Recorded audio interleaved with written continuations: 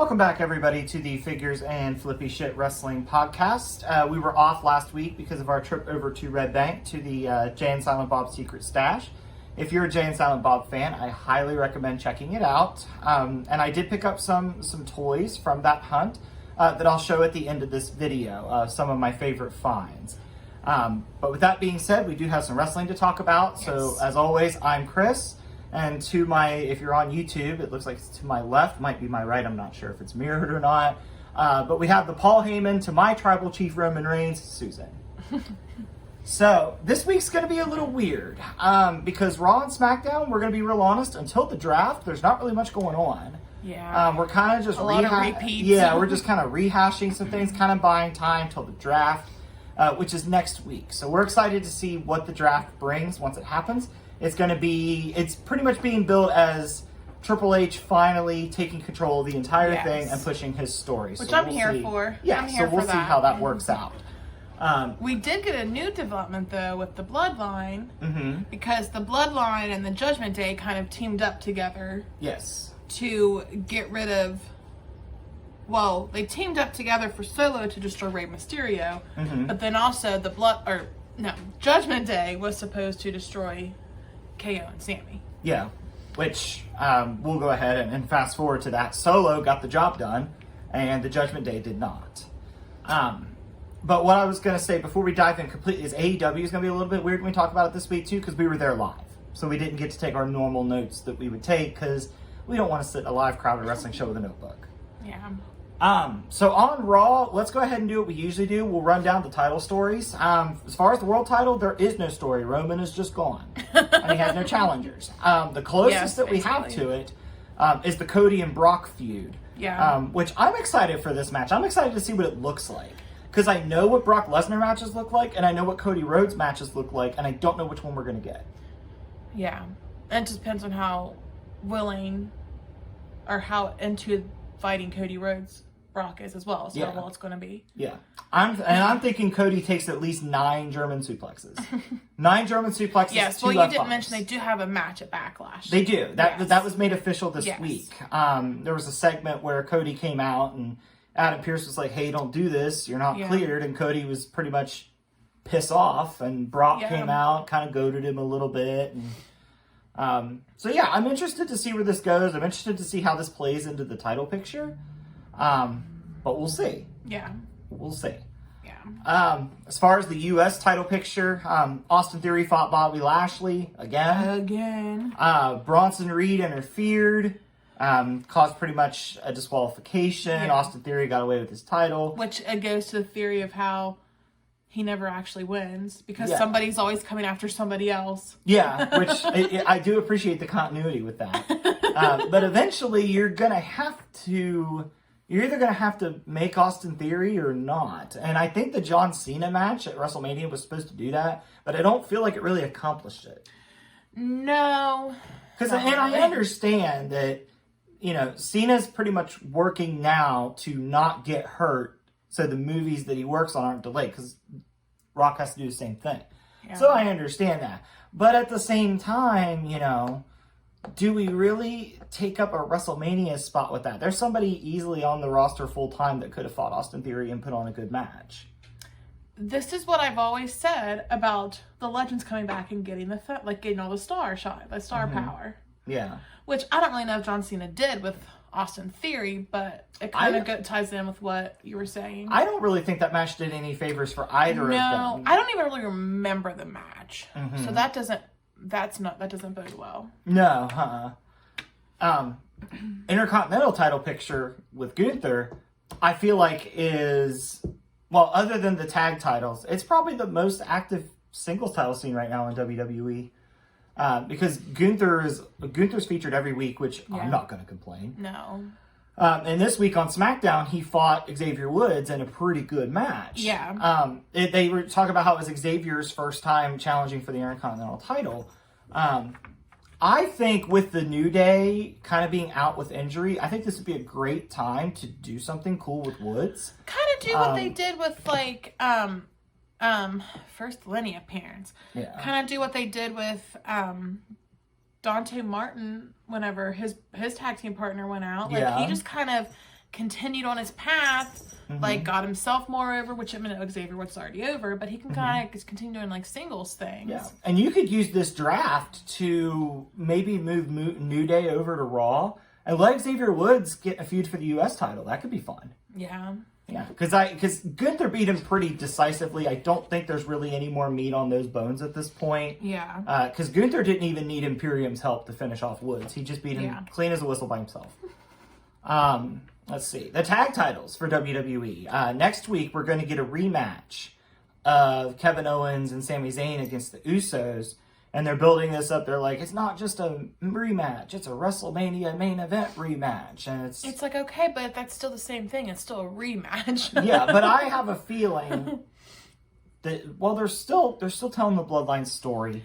They are. So I get very bored whenever I just have to keep seeing the same thing over and over and over again. But I know they're still building a story with the Bloodline. It's just, I hope they finish the story soon, because while I love the Bloodline storyline, it's starting to lose my interest. I think we should finish it, because everybody keeps thinking it's going to go to WrestleMania 40. Don't finish it at WrestleMania 40. Finish it at SummerSlam. I cannot focus with this little one. Roman will have his 1,000 days. Yeah. The Bloodline, there's enough to go on. I told you earlier, I think in next week's rematch, that Solo should start to go out to help the Usos, and Roman stops him. Yeah, that would be good. And he's like, they got to do it on their own. And then you have the Usos being like, well, Roman never does it on his own because he doesn't. Us and Solo always help him. And that could keep your friction going. That's where I would go with it. And you could have that implode by the time it gets to SummerSlam. You have Cody in there with, let's just assume it's going to be Cody. And you have Cody in there with him at SummerSlam, and everything starts to happen again where the Usos come out, and instead of helping Roman, they just walk away. Yeah. They just walk away. That's what I would do with that. That's what I would build toward that. That feels more like a WrestleMania thing, but they have been wanting to make SummerSlam feel as big as WrestleMania. Yeah. So this would definitely be a move in that direction for SummerSlam. Yeah. And then you can do what I wanted to do at SummerSlam at WrestleMania next year and have Cody lose to Gunther. Yeah. We could do that. The women's tag titles. Trish has officially turned. Yes. She did a promo on Raw. It seemed kind of awkward at first. I think she kind of stumbled over her words a little bit, but by the end of it, I think it was a good one. I think what else was kind of interesting about it, and I don't know if you picked up on this or not, it seems like most of the time when people are cutting promos, they're like speaking loudly, like kind of like they're addressing a crowd with a microphone. And Trish kind of spoke at like a normal volume with a microphone. Like it was almost like she was soft spoken. Yeah. But I don't know if that's just how Trish talks. I didn't catch on to that at all. I didn't notice that. I just noticed that she was like, seemed like she was struggling with like what to say. She fumbled over her words. That's what I noticed. Yeah. I mean, to be fair, this is her first like promo and full-fledged feud in how long? I'm not saying it was bad. No, I'm not saying it was awkward. I'm not saying that you thought that. I'm just saying like that could be a factor. Yeah. But yeah, the Raw tag team or the women's tag team titles are on Raquel and Liv now, and they defended them this week on SmackDown against Chelsea Green and Sonya Deville. Yeah. And they won. And I found out this morning that was the first time Raquel has had the tag titles between NXT and WWE. She's had them 4 times, and this was the first time she successfully defended them. So oh my God. So Raquel is kind of the Sasha Banks of the tag titles, where she can't hold a defense. I think, Raquel. For one thing, I like her and Liv together. I don't think they're strong enough to be the champions. They're always botching. And I get it, Raquel. You have a nice sculpted back. I get it. Yeah, so that's what's going on with the tag title scenes there, and I think that covers all of WWE's titles, if I'm not mistaken. I think so. Really, not much really went on. No, there was a couple fun matches that we can go ahead and get into. Yeah. Okay, so the first good match I want to talk about that happened this week was Rollins and The Miz. Now, when this match was announced, I was like, oh, these two again. Right. I knew that they had good chemistry together, but I was very impressed with the wrestling match itself. Yeah, it was a great match. I was very impressed with Miz. Because Miz is usually like the joke. Yeah. He only gets a few moves in. One move takes him out. But Yeah. they let him actually compete, and it reminded me that Miz can go. Yeah, he can. It was a great match. They got what? I think it was close to 20 minutes. It was a good match. I don't know how long it was. All I know it's a good match. It kind of reminded me of like those AEW matches where there's not really a story. I mean, these two had a story because the Miz blamed his embarrassments at WrestleMania on Rollins. But it was just a match for the sake of having a really good match in the middle of the show, and it worked. Yeah. Rollins is one of the best going right now. He's probably WWE's best guy. I agree. Really? Even better than, in your opinion, I think he's over Cody Rhodes, but you think he's over Cody Rhodes? As an overall total package, it's close. See, I pick Rollins. I love Rollins. It's close. I really enjoyed their feud, though, too. Cody and Seth had a pretty good feud. Of course you do. You love Cody Rhodes and you love Seth. Yeah. But yeah, it was a good match, though. Yeah. And another pretty fun match was the main event on Raw, which was the Judgment Day versus KO, Sami, and Matt Riddle. And Finn Balor's a nut, man. There's 14 staples in his head, and he don't quit. I know. I get a paper cut, and I cry about it for a week. I know. And this dude literally had his head stapled back together after Hell in a Cell, and he's like, all right, Sami, KO, and Riddle, right? Let's go. Did he take a week off? No, I don't think he wrestled that first week, but he showed up that week. Yeah, he was there. He was there. He just didn't wrestle. Yeah. Finn Balor's a tough guy. Yes. A very tough guy. Which is funny because I feel like he's the goofiest of the Judgment Day. Well, really? Dominic. I was going to say, what? But Dominic's is more like, I don't know if his is coming across as goofiness anymore or just straight up like heel delusion. I don't like know. Balor still likes to point laugh at people. I think he's still goofy. Like, he literally was arrested and was like yelling out the window, "Mommy, help me, I can't make it in jail." How is that not goofy? That was months ago, though. But I still think he's goofy. Yeah, this is definitely the best version of Dom. It is. He's really put it together with this. I mean, yes, it's silly. And yes, it's treated as silly a lot of times. But the two things I love the most are how fired up the audience gets when Dom's out there. Yes. And how fired up Michael Cole gets when Dominic is out there. Michael Cole was just killing it. We were talking about this earlier because we had to finish SmackDown. Well, does he do SmackDown's commentary? Yeah. Okay, yes. It's him and Barrett. Okay, yes. Oh, yeah. We had to finish SmackDown this morning because old people here fell asleep at 9:30 last night watching SmackDown. Yeah. But Michael Cole, we were just talking this morning about how fun Michael Cole is now. Yeah. Like, I really enjoy Michael Cole's commentary now. Yeah, it's so fun. And he gets so salty with the heels. And it's great. He does. Like when he wanted Dominic's butt kicked. And then the main event of SmackDown was Solo and Matt Riddle in a no DQ match, which is a repeat from last week's main event. Yeah. But the Usos came out during the match, and Michael Cole just, here's the damn Usos. Like, he's so cross about it. I love it. I love this version of Michael Cole. I feel like it's Michael Cole living his best life. It is. Because he's going to retire soon, so he's just living his best life. And they keep rewarding him by having wild Pat McAfee's appear. Like McAfee's in the wild. Yeah, it's so fun. Yes. It's great. Great for Michael Cole. He really seems like he's found his passion again. And he's doing excellent work. Yeah. Super pleased with that. Go ahead. I was gonna say we had the women and Zelina Vega challenged Rhea Ripley at Backlash for the SmackDown Women's title. Which it's funny how this played out because Zelina did it in a backstage segment, and you were like, why? What has she done? And then she's like, Backlash is in Puerto Rico. I'm in Puerto Rico, and immediately you were like, yeah, okay, let her go. I know. I was like, why would she get this shot? Well, not only that, she's the only Puerto Rican woman on the roster. Yeah, so I was like, fine, okay. Yeah, it makes sense. I think it'll be short. Yeah, I don't think Zelina Vega has a chance of winning. No disrespect to Zelina Vega. I really like Zelina Vega. And it does kind of tie in because Judgment Day has kind of been. There's kind of this LWO whole circle. has been kind of coming in. Yeah, there's like a whole circle of factions going at it because you got Sami, KO, and Riddle. That's our new faction, Cammy. You got Riddle.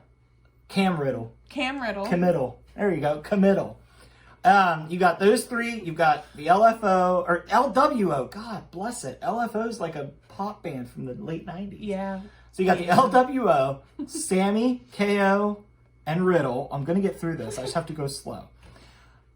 The Judgment Day and the Bloodline. All kind of just that was not going slow. Those were easy. No. Those were easy. And there they're was all such a kind long pause in between. Yeah, they're all kind of going at it. So, like, I know the draft is probably going to separate a lot of these people. Yeah. But man, would I love, like, just a ridiculous, like, 8-man little story to go with this. I think that would be fun. Yeah. But I definitely think the draft is going to split some of these people up. I hope it doesn't break some of these people up. I could see LWO breaking up. I hope not. because I kind of feel like they're more of like a nostalgic thing. I don't know if they're actually going to stick around. Well, what's funny is when they were first formed in WCW, they were kind of a joke stable. Like, they weren't really meant to be taken that seriously. I mean, they never win now. No, but they're competitive and they help. True. They are helpful. And the other funny thing about that is Ray never wanted to join the LWO back when it was first formed. Like, he was the one guy they couldn't get. And now he's like their de facto Like in leader. kayfabe or in shoot? Kayfabe. Oh, I thought you meant he was like against it. Yeah, because Eddie led it and he was feuding with Eddie at the time in WCW. Another match that I want to talk about, because it's definitely made the rounds this morning. We had a tag match between Ricochet, Braun Strowman, and the Viking Raiders. And it's kind of the spot kind of heard around the internet this morning.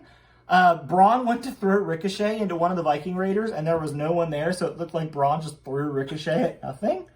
But what's getting a lot of people, that's cracking a lot of people up, is you remember how I told you when I got out of the ring, I was like, oh, Braun fell down. Yeah. Remember I told you that? Yeah. It's because he hit his head on the turnbuckle and, like, fucking he ate shit when he Oh went my down. gosh! It was like a whole to-do there. God, well, get it together.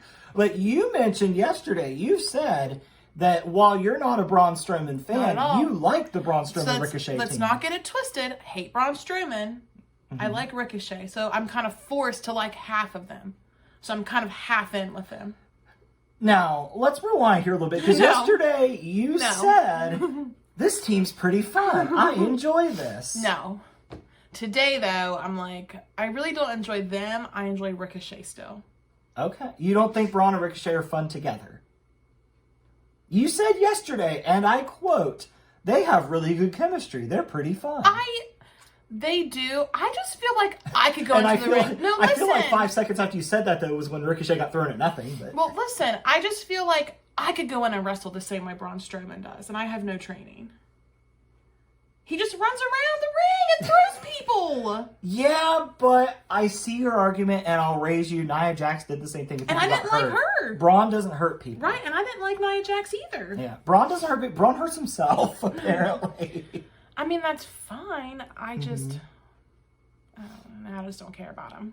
See, I was excited to talk about this, because last night you finally admitted that you enjoyed something Braun Strowman was doing, and here you are today, backpedaling. It's not that I don't like the tag team. I just really hate Braun Strowman. I know. I know. And you do these things to get me fired up, and then you're like... You don't like the comments that he's made in the past. I don't know why you get so fired up. You don't like the comments he's made in the past. No. I think we have one other thing we want to talk about on the main roster that I see you have highlighted here, and that's that they did a video package for Shinsuke Nakamura, which on paper doesn't sound like it would be that cool. It was really cool, but though. it was neat. Yeah. It really made Shinsuke feel legit. Yeah. Like, it made him feel like a big deal. It made it feel like it was important that he was there. And they're positioning with him with a feud with Karrion Kross, which I think will be fine. I don't think Karrion Kross has hit as well as people would have hoped when he came back. I think it's just... Something's missing. And I say this all the time. WWE viewers are different than any other viewers. Mm-hmm. They don't know as much. They're very much like surface value fans, typically. Mm-hmm. For the most part. I know not every... Yes. Yeah. So, like... And Karrion Kross has not done anything to really warrant, like, the coolest thing he has going for him is his entrance. He has the best entrance, one of the best entrances in wrestling. But he never wins. I think it's a combination of that. And he's just, I'm sorry, he's just not that exciting in the ring. He's not, no. He's not. No. And I want to like Karrion Kross, because like you said, his entrance is fantastic. Yeah. Even his gimmick for a lot of people is a miss. I think it has merit. It's there. He was good on NXT. Yeah. I don't know why. I don't know what's happening. It's just some kind of disconnect there. And I think it's the in-ring skills don't back up the entrance and the pageantry coming with it. Yeah. So I think that pretty much takes care of the main roster. So we'll see what happens. Yeah, we'll see what happens next week with the draft, with Raw coming up this week. I don't remember offhand what was announced for Raw this coming week, but we'll get into it and find out. Yeah. So I think we can go to NXT. Yes. Title scenes. Carmelo and Grayson Waller are feuding now for the title. I feel like Braun's going to make his way into this at some point. We might end up getting a triple threat out of it. Yeah. Because Braun Breaker's kind of on the warpath right now, which I'm fine with because it's something different for him to do. Yeah. He had a hell of a spear on Odyssey Jones. Odyssey Jones was coming out like he was going to fight, and Braun Breaker literally came out of nowhere. Like, I had no idea he was there, and he just, he cut Odyssey Jones in half, and Odyssey Jones is a big dude. Mm-hmm. So we have that. I know one thing that you really like about Grayson Waller is whenever he's streaming on Instagram on the show, you love to get on Instagram and follow his live stream while it's on the show. I do. And you even noticed this week that after NXT went off the air, his live stream was still going. It did. So what happened? So Carmelo and Grayson Waller, they kind of started fighting. Mm-hmm. Trick Williams was there. And I couldn't see who got the upper hand, honestly, because it was just you just saw the phone screen and you heard them shuffling, you would see them running around. But well, actually, I'm pretty sure Carmelo got the best of Grayson Waller because Trick Williams grabbed his phone at the end and was he had control of his phone at the end of it. So it was cool. It was another 30 seconds to a minute maybe, but it was cool because it even started with Grayson Waller saying "Are we off USA? Are we off USA? Good. Do you want to talk shoot? Let's talk shoot." So then, so they were yelling at each other, and then fighting started, and I love a whole fake shoot thing. Yeah. I just love experimental little NXT, man. Yeah. NXT will try anything. Yes. Speaking of that, I know this isn't a title picture thing, but they literally had a hard-hitting home truths first episode with Nathan Frazier. Didn't expect this coming from Nathan Frazier. I didn't know much about Nathan Frazier, so maybe that is something that... I think it's a new thing for him. Oh, okay. Well, it was weird. But I'm looking forward to watching more of it, I guess, to see how it goes. That's NXT in a nutshell. NXT in a nutshell could be summed up by that one sentence. It was weird, but I'm interested to see what happens. Yes. So you go NXT with your little experiments down there. Yeah. Let's see. Other title pictures. Gallus. Yeah, Gallus versus the Creed Brothers versus Schism. Which there were reports that came out that I can't remember their Schism names, so I'm just going to use their names I know them by. Zach Gibson and James Drake apparently asked for their release. It was reported that it was granted, then it was reported it was not granted. I'm going to guess by the fact they're on NXT this week, it was not granted. Yeah. Well, Gallus did retain this. Yeah, and it's interesting because it was a good match. Gallus has mowed down so many challengers just through these multi-matches. At Stand and Deliver, it was a triple threat. And then they had another triple threat. And now they've had another triple threat. I think there's been different teams each time. I think the only repeat team's the Creeds. Probably. So NXT's got a lot of tag teams cooking down there. They do. And tag teams, if you book them well, they are fantastic to watch. Yeah. AEW is I would say AEW is the tag team capital. Yeah, but you have the Young Bucks, though, who helped start it. And then obviously they're going to be about tag teams. Yeah. So yeah, and they are, and tag teams create so much more story. Yes, and you can have them do singles things also. So and it's good, and if one gets hurt, you can keep going. So that's how Dante Martin got made. Yes, exactly. Yeah. And now Darius has been. I feel like Darius is going to do the same thing. He's teaming up with. Well, that's AEW. We can do that later. But anyway, with the other title match was Wesley versus Charlie Dempsey for the NXT North American Championship. I don't remember much about this match. Oh, man. Now I'm second guessing if it even happened. You have me second guessing myself. Yeah, I'm not sure. Well, anyway, this may or may not have happened. I think it did, but Chris has me second guessing myself, even though he's probably sleeping through it. Go watch NXT and see if it happened. It's worth it. It's worth it. NXT's fun. It's worth it. Women's championships. Let's talk about that. So Indy Hartwell's our champion. And it looks like that we're going to get Roxanne and Indy Hartwell next week. And I just want to say, I think it's funny where some of these challenges have been thrown out in these blood feuds. And it's just funny to me, the name of the event, because it's literally you want to kill this person that you're standing across the ring against. Yeah. And you have to say, next week at Spring Breakin', I don't know why. It's just funny. Yeah. This is funny. I don't know. I mean, it happens with all of them. Like, it happened in AEW when Jericho wanted to kill Moxley, and he's like, a quake at the lake! And I'm like, this is hilarious. Like, I don't know why it's funny to me, but it is. But Roxanne beat Zoe Stark, and I've actually been hearing reports that Zoe Stark's main roster bound. And I think that'll be fine, because Zoe Stark's great in the ring. I'm not 100% sold on her character. Yeah. But I think she's got the in-ring skill that she could develop. I just feel like she doesn't stand out. She's a very generic heel to me. Yeah. Her so in-ring I feel work like is she great. could get... I feel like she could get lost in the shuffle on the main roster. But maybe not. Maybe...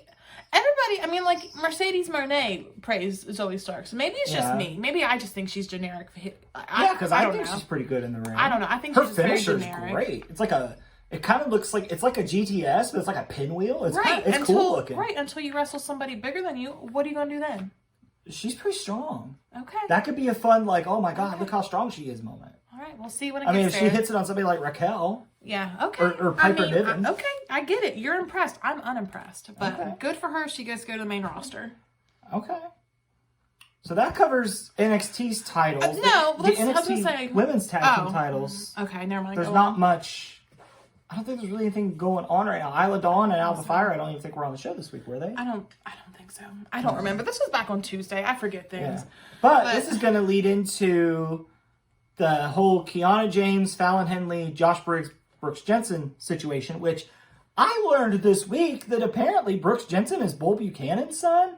I had no idea. You have no idea who Bull Buchanan is, so it didn't really do much for you when you found out. Yeah. But Brooks Jensen's rocking a little bit of a different look. Oh, yeah. So when we saw him with Kiana... He changed himself for Kiana. He did. He did. And you told me, like, when it happened, you were like, he's going to join back up with them. I was like, I think he's going to. He's too redneck not to. Mm-hmm. Like, where else would he go? He's a redneck. There's a redneck faction. Like, where else would he go? I mean, it could be a story, too, about him trying to fit in a world that he doesn't belong. In a business world? Business world. No, not just... redneck can't fit in the business world. No, not just a business world, but like a rich people's world. Because Kiana James, I would guess, is rich. I don't know. I don't know either. All I know about her is that she does a business thing, I think. She's always writing in her planner, and she has an office. Yeah, so that's all I know. Yeah.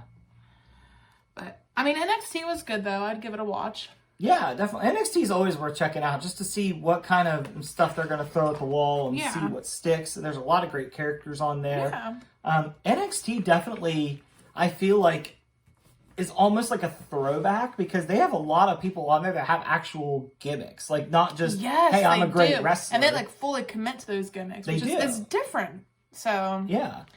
I think that makes wrestling more fun. Like, I get it. Sometimes you just want to watch good wrestling.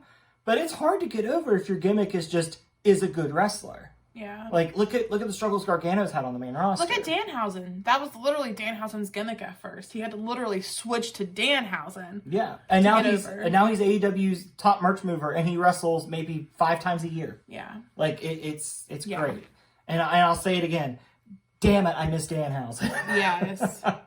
So that pretty much covers WWE this week. Like I said, not a lot really going on because NXT kind of feels like it's on neutral as well. Because there's people going to get caught up, so they're not going to want to start stories. The ones I keep hearing are Zoe Stark, Pretty Deadly, Roxanne. Pretty Deadly, I'm very pumped for Pretty Deadly as long as Vince stays away. Yeah. Triple H with Pretty Deadly, I think would be amazing. And if they do the Seth Rollins thing where they team Pretty Deadly up with Seth Rollins, I'm here for that. That would be... Oh my God. Yeah. I'd be in heaven. I wanted them to bring back Tyler Breeze and have Pretty Deadly be managed by Tyler Breeze. That's what I was hoping for. But I think Rollins works just as well, and that'll help get Pretty Deadly over by being with Rollins. Yeah. So I think that'll be fun. So there's a lot to look forward to. Like I said, WWE's kind of in neutral right now, but it is understandable. Yeah. I don't understand why they have such a large time gap between WrestleMania and the draft. Because WrestleMania is kind of meant to end things. Well... Keep in mind, Vincey was around for a little bit. Yeah, that's true. So that's true. Yeah, they may not have been able to do a draft earlier. Yeah, possibly. They might have. I don't know. Yeah. I just feel like Vince ruins everything, so that's why I'm blaming Vince. Well, we'll see when the draft happens next week. We'll see what happens from there. Yes. So now I think we can move on to AEW. Yes. All right, so AEW this week, like I said, we're not going to have a lot of super detailed notes on this week for AEW because we were there live for Rampage and Dynamite. If you're listening to this on Spotify when it goes up today, you could listen to this. Oh, well, spoiler and get alert. Spoilers for Rampage. So, spoiler alert, if you're listening to this on like a Spotify anchor type thing, just like the voice, spoilers for Rampage. Yeah, spoilers for Rampage. Yes. And there was some issues during the live show that happened, so we don't be surprised if we kind of break into a sermon sort of, hey, when you're at a live show, don't do this because you're an asshole. All right, so, well, first of all, we learned when we got there that they're doing Ring of Honor tapings now. Yes. Instead of Dark Elevation. We got to watch like half of Ring of Honor before. Yeah. We won't talk about that because I don't know when they air. Yeah, I don't know either. So I don't want to spoil anything. Either. But we got to see some cool acts. We did, yeah.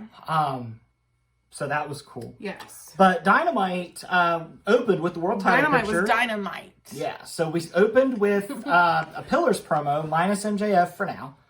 Yes. Which was Sammy, Jungle Boy, and Darby. And I see a lot of things online where people were saying that they felt like it didn't really work, that Sammy was the only one that sounded natural, the promos came off kind of whiny. But screw all that. I love the Pillars. I do too. I like how they literally are building the storyline off of like who people think are going to kind of keep the company afloat like later on. Which is so funny. I have to tell you this story. It's related. So MJF was talking about how Jungle Boy's always been the gifted one. Mm-hmm. Like he was the one that was the golden child. Or was that Sammy talking about that? See, this is where it comes in. We don't have the notes, so we have to guess. I think it was MJF. Well, anyway. Or maybe it was Sammy. On WWE 2K, I did a Royal Rumble with just AEW guys. Mm-hmm. MJF came out 3rd. Darby came out 5th. Mm-hmm. Sammy came out 6th. Jungle Boy came out 29th. So it was just kind of funny that MJF's narration continued over to 2K. Yeah. So that's just a fun little anecdote I wanted to throw in there. But MJF came out and announced that there's going to be a Pillars tournament with 3 people, which is so funny because somebody had posted earlier in the day that AEW had gone the longest that it's ever gone without a tournament, and it looked like Tony Khan read that and was like, oh, I got a tournament! So they threw that together. Darby was going to get a bye because the name was drawn out of a hat, and of course MJF was pissed that Darby's name was drawn, and he berated the guy that brought him the hat because MJF. So then we were going to get, and this is a rare Dynamite thing that doesn't happen very often. I think it's only the second time it's happened. They announced the main event at the show. Normally the whole show's planned out before you get there. Yeah. So we were going to get Sammy and Jungle Boy with the winner facing Darby next week for a chance to fight MJF at Double or Nothing. Yeah. And of course, MJF berated the crowd. He was like, it ain't going to be a 4-way because that's what everybody wanted. It's probably still what we're going to get. Yeah. So I thought the opening segment was fun. I liked Darby it. was definitely the most over with the crowd we were at. Jungle Boy got whatted again. Stop with the goddamn what? I know. Somebody else got what? Trish. Trish got whatted too. I will say people were whatting at Pittsburgh, and I think I yelled it. Mm-hmm. I was like, enough with the what? Like, yeah. Which if you do that, it's just going to feed into it. But I see why you did it. You're telling the social worker that? No, I'm not telling the social worker nothing. Nothing. All right. So we'll move from. So that's kind of being set up for the world title. Well, we can talk about the main event. Yeah, we can because it's all connected. So basically, during the show, there was a backstage segment with Sammy and MJF where MJF was offering Sammy a spot in the main event if Sammy would lay down and take the fall. MJF would pay him some money. They like had a check. It was a funny little moment where Sammy was like, wrote down a big number apparently. Yeah. And then they hugged. And it was so hilarious because I don't think I've seen MJF ever look so happy. I know. Like I feel like those two in real life have to be friends. I feel like. I don't know. But it seemed like Sammy had taken that opportunity. So then we get to the main event and the match starts. Sammy doesn't lay down. It's a competitive match. There's a lot of fun stuff that happens. Yeah. It's Sammy Guevara and Jungle Boy. Of course, it was fun. Yes. Because say what you will about Sammy Guevara, I really enjoy watching Sammy Guevara wrestle. I think he's an outstanding wrestler. I do too. So I I could never fully get on the Sammy Guevara hate train because I just respect his wrestling ability way too much. And when we met him on the cruise, he's a very nice guy. At least to us, he was. He was, yes. I understand he might be a shit stirrer backstage, but you know what? If you're nice to me, we're good. I'm not going to base my opinion on you with interactions with others unless it's egregious. So they had their match. I can't say that I won't. Yeah, I know. I'm not as nice as Chris, I guess. I can't say that I won't. I know. There's a certain person that we don't have to talk about yet, so we're not going to go there. I just said we weren't going to go there. So basically, we get to the end of the match, and Jungle Boy's outside trying to get back in to beat the 10 count. Well, MJF comes out of the crowd. Nobody expected him. No. Like, none of us looked and saw him. No. And he came in, he kept Jungle Boy from getting back in the ring, and Jungle Boy got counted out, which I feel like AEW doesn't do countouts all that often. Like, I feel like it's pretty rare. Yeah. So then they got in the ring, and Sammy and MJF celebrated. It seems like that Sammy's made a deal with the devil. And I got a really fun video of it, honestly, like first person. And it's a short on our YouTube video, so check that out if you haven't watched it yet. It's pretty cool. Yeah.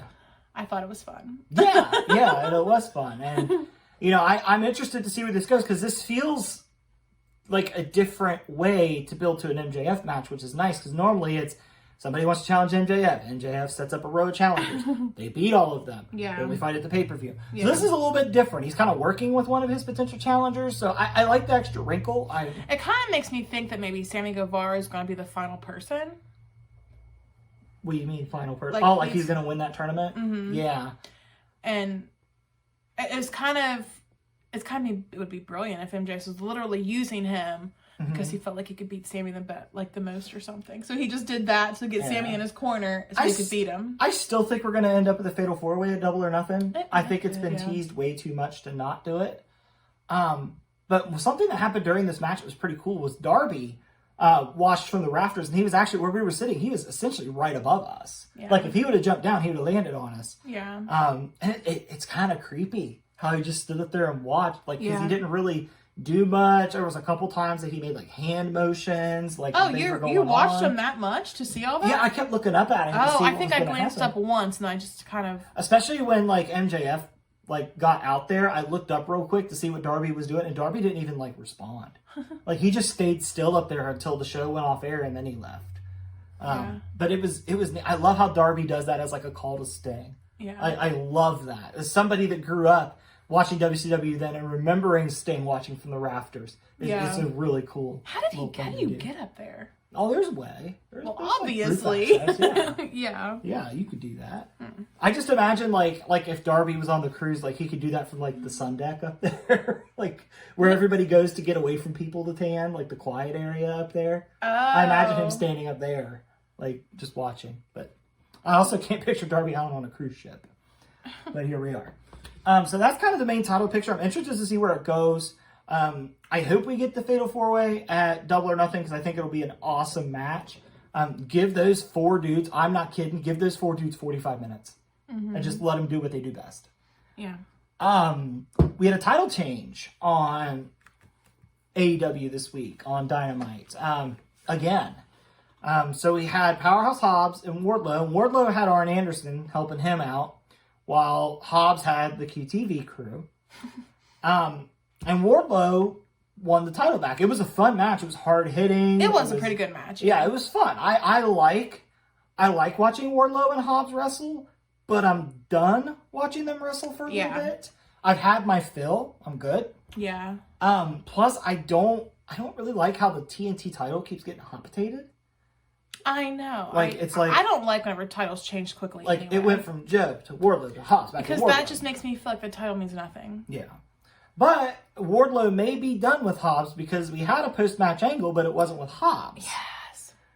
Christian Cage came out. Yeah. I got pumped. I just wanted him to speak. Did. I wanted him to speak to us. Like if you could hear the crowd while we were there when Christian's music hit, everybody was like, well, like it took like the music, like we saw the countdown and everybody was like, oh, and I got pumped. I was like, what insults are we going to hear? There were no insults, unfortunately. You live to be insulted by Christian Cage. You want it more than anything. Where were we at? Were we in Charleston? Yeah. And don't know. I just love being insulted by heels. But I never want to meet MJF because I don't want to be insulted one-on-one. I want to be insulted as a crowd. I already have low self-esteem. I don't need MJF to like derail my whole life. Speaking of MJF, there was a funny thing that happened after Dynamite went off the air where MJF comes back out with Sammy and he's just like, hey, Brittsburgh. I know. You thought you were getting a fatal 4-way. He's like, not happening. I know. And we didn't get a lot of MJF during his opening promo because he was just like, I can't look at these schmucks anymore. Just the fact that he was there, though, and he wasn't announced, because I didn't think we were going to see MJF. Yeah, I didn't either. Because typically he's announced, and it's always announced as like an obligatory, I don't know, show up or something like that. Like so it always would make, so this was fun that he just literally showed up. But because we've never seen MJF. Yeah. But going back to what we were talking about, Christian Cage had no insults for you. No. But he did have Luchasaurus. And I do love Luchasaurus. So I think we're going to move into a chess playing mofo. Yeah. So I think we're going to, and I love his big spike thing. It's kind of cartoony, but it's badass. He's a dinosaur. I think it's time. okay if he's cartoony. Dude, I think heel Luchasaurus looks badass. He does. He is badass. such a good wrestler. For such a big guy, he can do flips. Yeah. Plus, of course I'm going to love him. He was on Big Brother. I love Big Brother. And I got to meet him. Yeah. So, of course, I'm going to love him. Yeah. And I'm here for a Luchasaurus and Wardlow feud. It kind of seems like the TNT title's kind of becoming the title of, like, the Haas guys. Which is good, which is funny because Sammy and Darby are in that lineage, and Cody, and they're not Haas's, but it definitely seems like Darby. but that definitely seems like the direction that we're going. Yeah. I think we should keep the TNT title on somebody for a little while. I agree. To make it kind of have more of a, I don't know. But at the same time, the other titles in AEW don't change hands all that often. Look how long Orange Cassidy's been international champion. We know MJF's going to be champion for probably a year. The tag titles have changed a little recently, but before that it wasn't that much. Yeah. So I could see why they kind of want to do, and the TBS title also hasn't changed forever. Yeah. So I kind of see. Well, you have to wrestle to change the title. No. Yeah. So I kind of see where they're going with that, but at the same time, I just think it weakens the title. Yes. So as far as the other titles this week in AEW, the TBS title we didn't really do anything with. They said that we were going to get Jade Cargill at Rampage, but we didn't get her, so it might just be a televised segment. Maybe. Which for Jade. Jade needs to wrestle more. That's just all there is to it. Yeah. Orange Cassidy got the week off from the International Championship. We did get to see him. Tony Khan brought him out at the end of the tapings. Which I do have that also. Yeah, that's also one of our shorts. Yes, it's coming out after the show. But, I'm disappointed I didn't get to see Orange, but at the same time, good for him. He's wrestled every week for a long time. Yes. So it was definitely a well-deserved break. Yes. It just sucks to have to be the Pittsburgh show. Yeah, true. What title am I forgetting? The Trios title, House of Black didn't make an appearance this week. Julia Hart did on Rampage. Yes. But that was the only House of Black appearance we had. The women's title, there's not really a challenger for the women's title right now because it's kind of up in this Outcast homegrown feud, which, by the way, we haven't talked about that yet, so we're going to go ahead and talk about it. Britt Baker her pop's on another level in Pittsburgh. It really is. Like, the crowd was molten for Britt Baker. And MJF said something, and I couldn't help but to agree. Because he was talking about how everybody loves Britt Baker in Pittsburgh, and how we love a girl that can't even wrestle. And I looked at Chris, and I was like, he's not lying.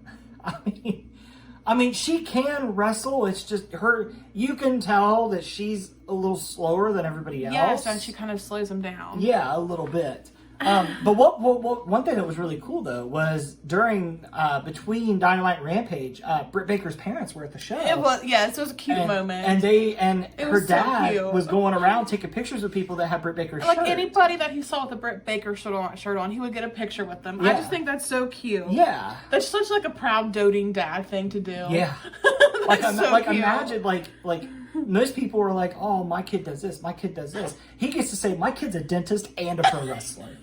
Like, she has 2 jobs that pay very well. Yes. And it's really cool. And she has a plan for retirement. Because it seems like like watching All Access and everything, it seems like this back thing won't go away for her. Yeah. Which is interesting because that's the injury that Thunder Rosa has, which keeps getting Thunder Rosa shit for her. No, she's giving Thunder Rosa shit because she's not appearing at the show. I know. Yes. She doesn't care that she's hurt because she pulled in Chris Statlander, saying that Chris Statlander's been injured and she's been there every single week. Yeah. So all that she was getting out was that she didn't feel like Thunder Rosa valued the company. Yeah. She didn't value the women's division. That's what she was getting at. Okay. Don't get it twisted. I'm not twisted nothing. Don't get it twisted. I'm not twisted nothing. You are confusing the word on the street, my man. Okay. Well, anyway, we have Britt Baker and Jamie Hayter taking on Ruby Soho and Toni Storm. With Saraya out with them. And Ruby and Toni Storm lost, which I thought was interesting, but at the same time I was like, nah, Tony Khan's going to let Britt win in Pittsburgh. Yeah. But the Outcasts did get their revenge. So that kind of ties into a segment between Adam Cole and Chris Jericho where they finally had their face-to-face. It was a good face-to-face. I enjoyed this face-to-face. Yeah, I think it was a fun segment. I think Cole and Jericho will be a fun feud. I think Jericho's an excellent choice to kind of bring Cole back, get his feet wet again, because Jericho's a safe veteran. Yeah. There's not many people that get hurt wrestling Jericho. No, and he needs to play it safe at first because of how bad his concussion was. Yeah. And I keep hearing this narrative about how Jericho's trying to steal everybody's heat. Who and gives a trying shit? to That's the wrestling world. Yeah. He's a legend, though. I don't feel like he should. Don't get me wrong. But that is the wrestling world. But the difference is, the reason I give Jericho a pass is because Jericho can still go. I mean, don't get me wrong. I don't think that he should win as much as he does sometimes. So there are sometimes he wins a lot more than I think. And it's like, why are you beating the younger talent the way you are? But It never translates to titles. it doesn't, no. The titles get to stay on the young guys. For the most part, yeah. I mean, he's won title. I mean, well, actually, has he won a title since he...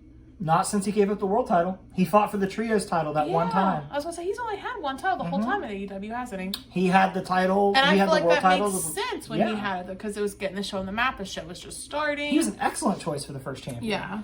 But yeah, he's fought for it. He fought Moxley for it at Quake at the Lake that I brought up earlier. Yeah. So he fought Moxley for it and lost. And he fought the trios title and lost. But other than that, he hasn't had any title picture. That's true. I mean, the member of his group that's going for the world title is Sammy Guevara.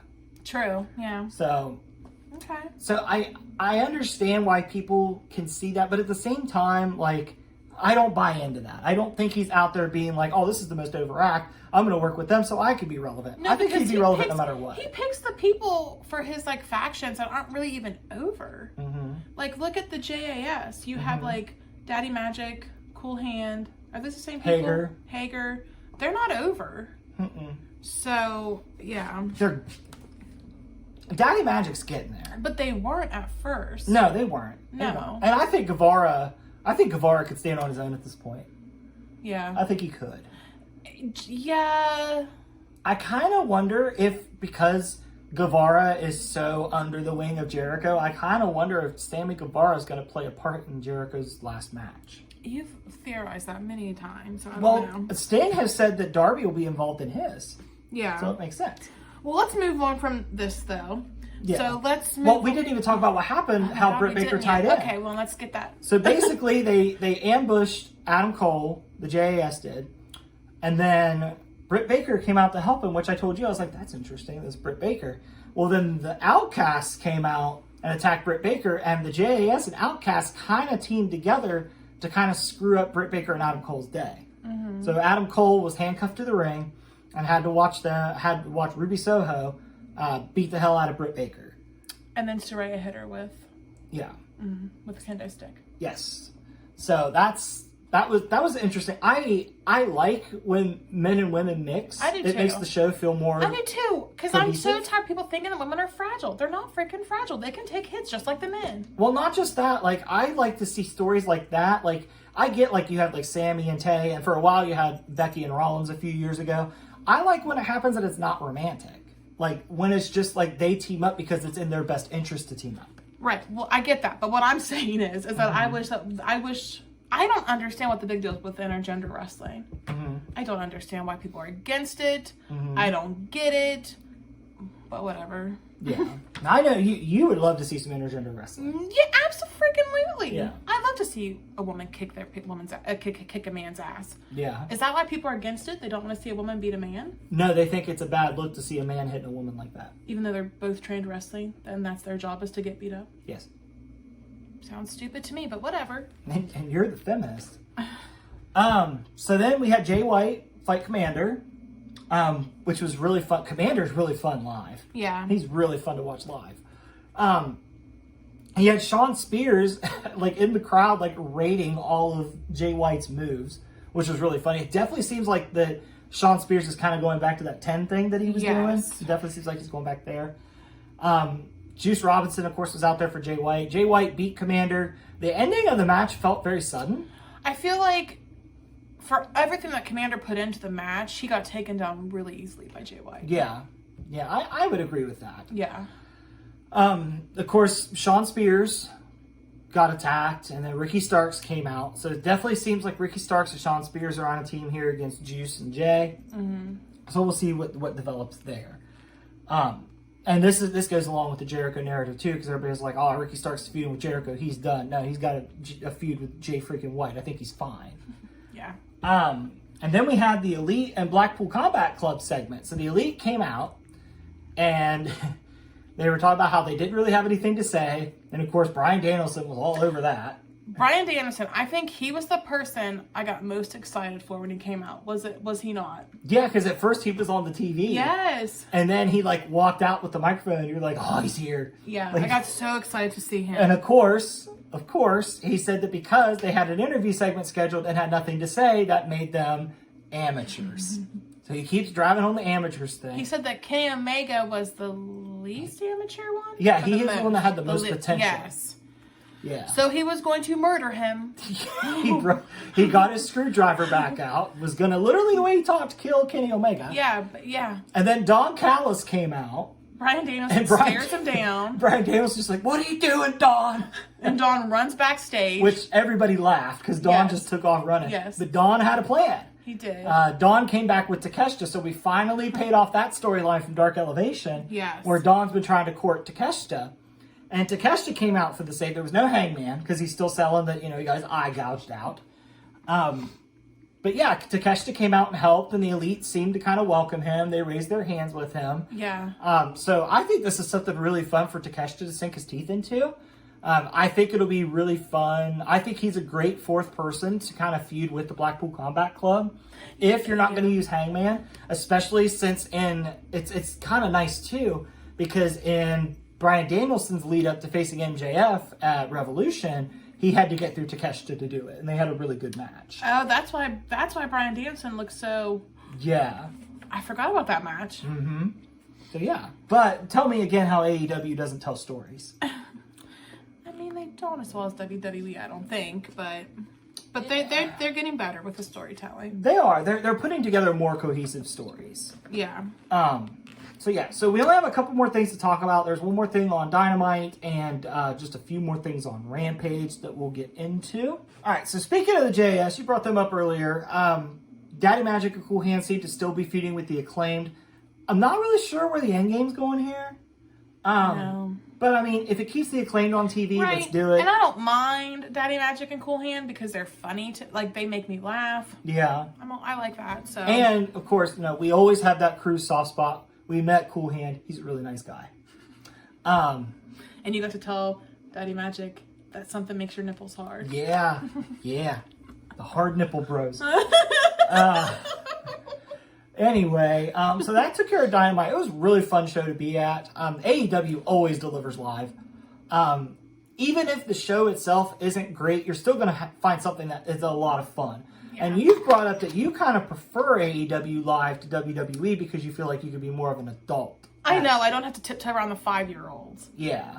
Like, I can just cuss and it'd be okay. Mm-hmm. I don't have to worry about being bleeped out on the TV either. Like, yeah, I just feel like an adult. At WWE, even like during commercial breaks, they have like little kids dance breaks, and it's just like, yeah, I'm in my 30s. I came to wrestling to be able to cuss and cause a ruckus, not to say shoot instead of shit. But at the same time, I like that kids do have a way they can get into wrestling that parents are going to be okay that's with. Great. I completely understand that. I completely would do that if we ever have kids, but like I'm not at that point in my life right now. I don't have children. I want to go to wrestling. I want to cuss. I want to do what the hell I want to do without worrying about offending a parent. Yeah. That's just me being selfish. Yeah. I don't know why I said that. So Rampage happened. So here's your spoiler, Mark. We'll just run through the matches real quick. We had Moxley and Christopher Daniels, which was actually a pretty good match. There were people behind us that were like, "Oh, Grandpa can go." They were like 13, 14, I think. They actually were very confused. I just thought this was very funny. Chris told me I couldn't say this to them. But they were very confused because, like we said earlier, Ring of Honor was being taped. And the boy was like, "Oh my God, I thought we were in AEW. Why is this Ring of Honor?" And I just wanted to look back and be like, "Oh, I think you're at the wrong show." And Chris wouldn't let me do it. He would not let me do it. Now looking back, I wish you would have. I wish I would have told you to do it. And I don't think it would have been funny. I could just been like, "Oh man, you guys are at the wrong show." Speaking of the Ring of Honor tapings, that was the first thing that kind of kept bothering us because we were on the floor. We were a little far back on the floor. I don't think we're going to do the floor again if it's that far back. No. Because literally half of Ring of Honor, you had an usher standing right in your line of sight. I did. And so if you're an usher, like I understand why you have to stand at the front at the beginning of the show, but if there's wrestling going on, find somewhere else to stand. Yeah, he literally looked, he didn't go back. At one point in time, he looked back. I felt like he looked right at me. And when I'm mad, I shoot daggers. That's what I do. And I was giving him some pretty nasty daggers, I think. Yeah. He never went back up there again. Yeah. Just pass the cat.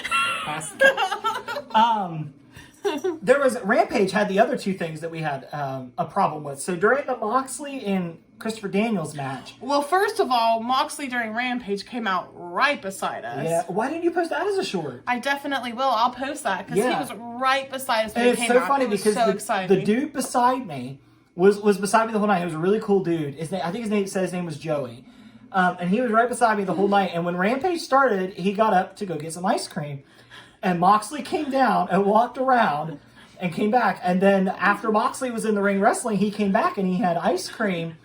And he looks at me. He was like, "Did Moxley really walk right through here?" And I was like, "Yeah, he did." And he was like, "The one time I got up during the whole show," he's like, "I'm going to be thinking about this for the next week." And I was like, "Yeah," I told him, I said, "That ice cream probably needs to be good." He was like, "This needs to be the best ice cream I've ever had, or it's not going to be worth it." And after he ate it, I asked him, and he was like, "I should have stuck around for Mox." But it was just funny.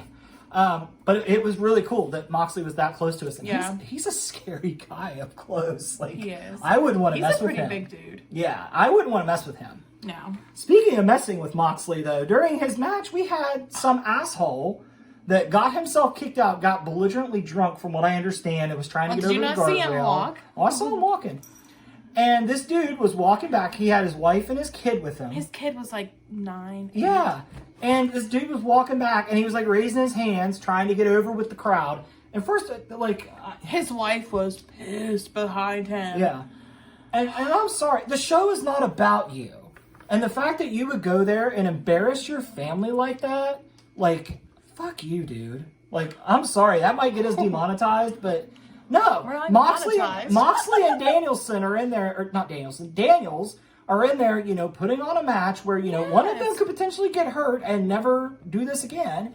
And you want to be like, "Oh, I got kicked out. I'm so cool." Yeah. I hope he's banned from the arena. I hope he doesn't get to go to any more shows. I hope his wife and kids get free tickets to another show where his dumbass doesn't have to go. So that's my first beef. My second beef was during, I believe, Kira Hogan and Julia Hart. Somebody brought out a beach ball. Why? Why? Are you a 5-year-old that needs entertained when there's literally entertainment in front of you? It's just very disrespectful. It is. Like, I understand. Was it the most exciting match in the world? No.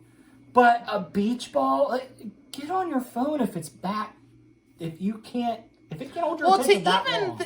Even the fact that somebody thought to bring a beach ball proves that they meant to do this to get during themselves a match over. That they thought was boring. Yeah. That's the only time you do the beach balls in wrestling world is whenever you're bored. You brought that beach ball knowing you were going to use it because you were bored. And you were going to get attention on yourself. Which is the most disrespectful thing ever. How about you get in the ring and do the same moves that women were doing? Yeah. I'm going to get a beach ball and just keep repeating I told you. I said if John Moxley found out what that drunk guy did, John Moxley would probably cave his face in himself. He did have a black eye, I saw. Yeah. But what was I saying though? Oh, But yeah, I remember whenever, like, I was really hoping the beach ball was going to come to us, because I would just kept it and given it to security. Mm-hmm.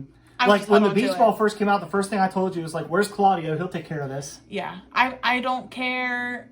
Actually, I might not have, because everybody's getting shot nowadays, so I don't want to rock the boat to get shot. Mm-hmm. But Heel Susan, actually, no, I don't even think this is Heel Susan. Susan wishes I wish I could just, like, grab the ball and just, like, held on to it. Yeah. Because, I mean, the security people took it away and they got booed, and it's like, well, what do you think was going to happen? That's so disrespectful. There's no place for it. There's no place for it. Stop being assholes, wrestling fans. Are you really all terrible people? Let's act like we're not. Yeah. At least act like you're not a piece of shit person. Yeah, let's do that. Yes. So then we got the tag champions showed up. We had Lethal and Jeff Jarrett and FTR against the Varsity Athletes and Slim J. And this came about because Mark Briscoe got attacked backstage. Everybody's fighting over Mark Briscoe. Yeah, and I was so sad because I was like, oh man, I want Mark Briscoe live. And he came out anyway. He did, yes. I get a kick out of Mark Briscoe. I enjoy him so much. I love the way he talks. I love his facial expressions. I love how he approaches things. Like, I've become a big fan of Mark Briscoe. I know I'm late to the party, but I really enjoy Mark Briscoe, and I want him on my TV as much as possible. Yeah. Please and thank you.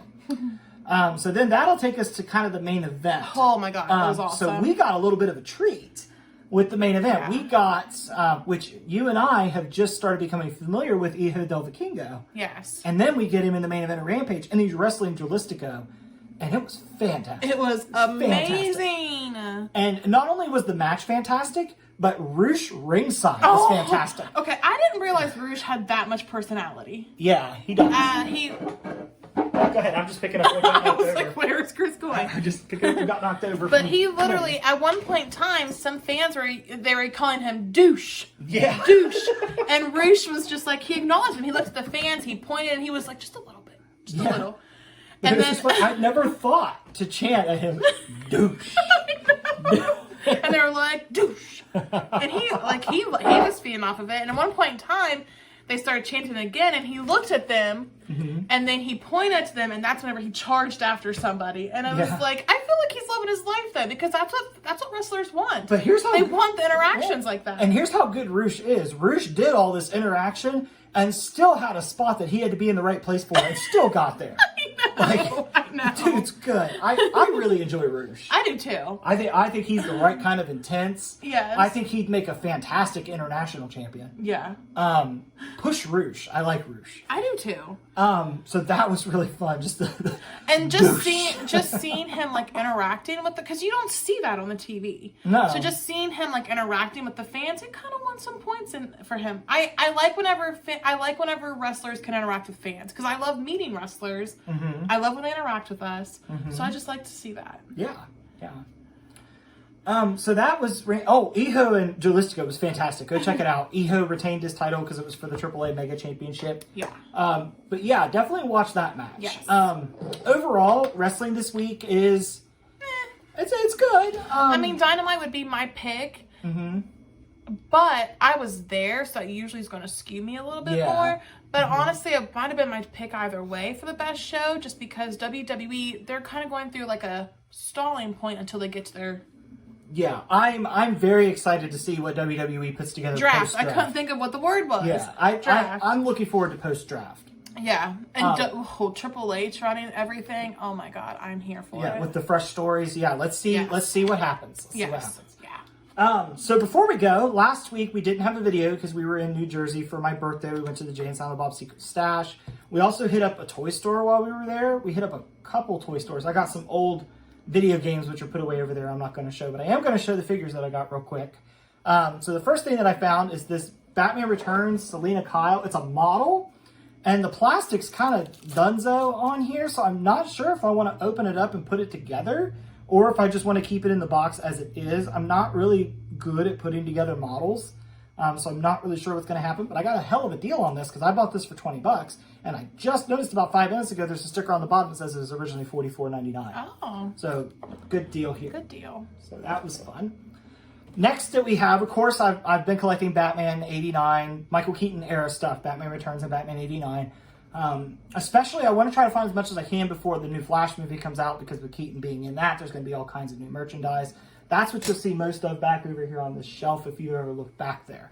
The other thing that I found is I found a couple Funkos from Batman '89. So this one is Joker as the Mime and Michael Keaton Batman. I've been looking for the Mime Joker for a while.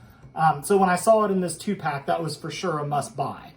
So I went ahead and picked that up. And then the last one is the one that I'm most excited about, because I didn't even know this existed. So I got a Funko set, and it's literally a Funko set of the scene where he says, the Joker asks Batman, he says, "You wouldn't hit a guy with glasses, would you?" And it's literally that scene, like the Joker's glasses are coming off, where he's been punched. Yeah, so we can move it closer and see.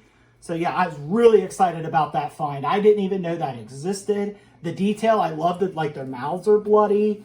I feel like that's I don't know why, but I feel like that's a very interesting detail for a Funko. Because I associate Funkos with, like, a kid thing. Yeah. So those were the main things that I found. I also have another little figure back here. I don't remember where. It's not a Michael Keaton Batman. It's a little Justice League figure, but it looks just like Michael Keaton Batman. So I went ahead and picked it up, and it was only $2. So that was at the Cash Cow in Allentown, Pennsylvania. It's in one of their malls. So if you're in Allentown and you like the toy hunt, there's a lot of Funkos there. There's a lot of cool stuff. There's a lot of wrestling figures there. Yes. They have some old trading cards still in the pack. They had Ace Ventura trading cards, which I was tempted to buy a pack, but they must be rare because one pack was $8. So definitely check out Cash Cow in Allentown. Great selection, really friendly people. The prices are pretty fair. Yeah.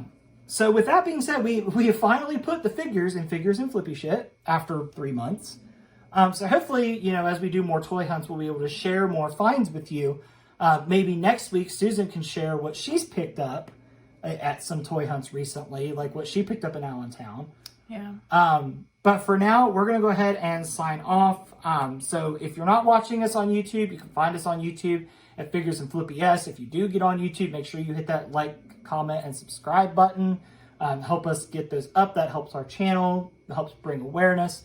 If you're following us on Spotify, you're getting this episode early. You can always expect your Spotify episodes to show up sometime in the early afternoon on Saturday. If you're on YouTube, unless there's a technological problem or my brother has an issue with the editing, you'll get those on Sundays. Typically in the mornings. In the mornings, yes, because he's really good about getting it together and getting it to us. And as always, leave comments on both. Share if you know anybody that likes wrestling, especially if they don't really have time to catch up and they want to know what's going on. Hopefully we could be a good source for you for that.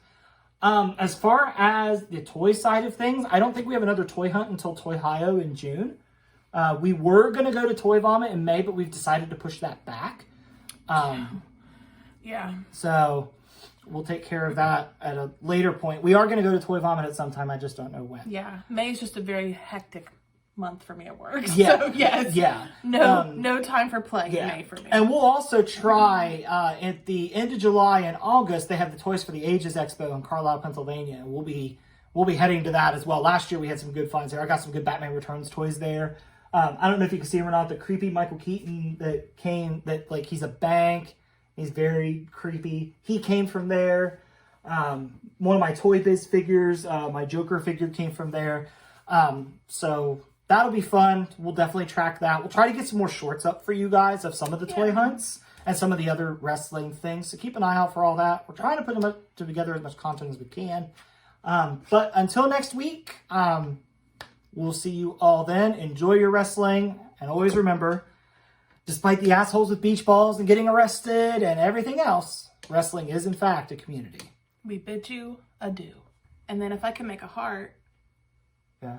I can't make a heart, but there's supposed to be a heart there. Yeah. We've gone on too long. Bye. Did you like that video? Like, subscribe, and comment to the Figures and Flippy Shit Wrestling Podcast. Oh, yeah.